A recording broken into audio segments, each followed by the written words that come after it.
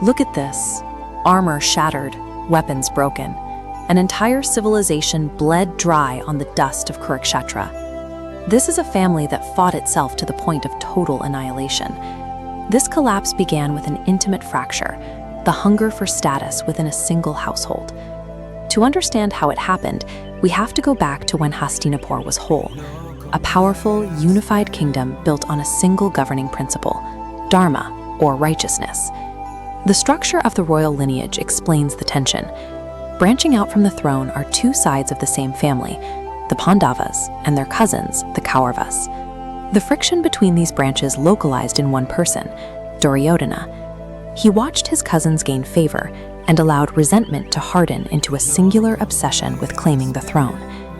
This story demonstrates how a single, isolated seed of human ego can scale until it consumes an entire civilization. Duryodhana knew a direct military assault was too risky.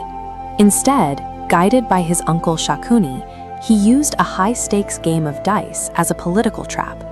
The trap exploited a specific vulnerability in the Pandava leader, Yudhishthira. His rigid commitment to the rules of the game blinded him to the reality of the stakes. Roll after roll, the losses compounded. Yudhishthira gambled away the royal treasury, then the kingdom itself, and finally the freedom of his own brothers. With his wealth and family gone, Yudhishthira made one final wager. He bet his wife, Draupadi. He lost again. By following the technical rules of the game to their conclusion, Yudhishthira presided over the total collapse of the morality those rules were meant to protect. The political dispute ended, and a moral atrocity began. Draupadi was violently dragged into the center of the royal assembly. Duryodhana ordered her to be disrobed in front of the court. The most powerful elders in the kingdom, men renowned for their wisdom, sat in silence and physically looked away. Human leadership failed.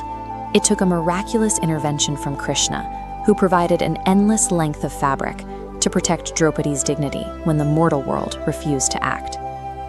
This moment of public desecration, validated by the silence of the court, stripped away the legitimacy of the government. Diplomacy had no ground left to stand on. The path to the battlefield was finalized. On the plains of Kurukshetra, two massive armies face off.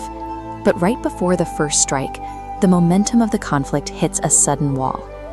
The warrior Arjuna looks across the field and sees his teachers, his friends, and his uncles. Paralyzed by the realization that he is about to slaughter his own relatives, he drops his bow. Krishna responds with the central philosophy of the Bhagavad Gita, the necessity of performing one's duty based on righteousness, regardless of personal grief or the eventual outcome. This argument removed Arjuna's personal hesitation. It provided the moral framework he needed to initiate the slaughter. What followed was one of history's bloodiest conflicts. For 18 days, millions were consumed in a relentless cycle of ancient warfare. One by one, the icons of the era fell. Bhishma, Karna, and finally, Duryodhana himself. The war ended with the Pandavas reclaiming the throne of Hastinapur, but the kingdom they inherited was a graveyard. The human cost was total. Entire lineages had been wiped from the earth. The Mahabharata does not treat this as a standard victory. It subverts the idea of a triumphant hero, framing the end instead as a devastating warning. Arrogance and greed ensure destruction. When the dust finally settles, the righteous victors are left with nothing to rule over but a mountain of ashes.